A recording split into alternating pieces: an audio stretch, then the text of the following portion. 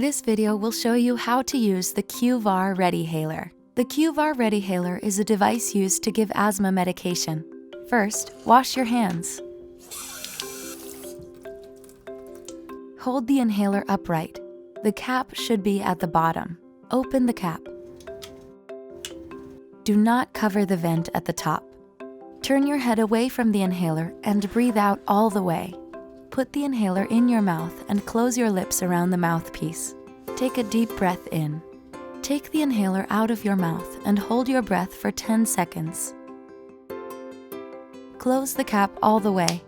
Repeat if more than one puff is prescribed, starting with opening the cap. Then breathe all the way out. Opening the cap is how the medicine is dispensed into the mouthpiece. When you are finished, rinse your mouth with water and spit.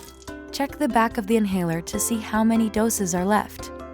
The numbers will turn red when there are 20 doses left. That means it is time to refill the medication. Clean the inhaler mouthpiece with a dry cloth only. Do not get this inhaler wet.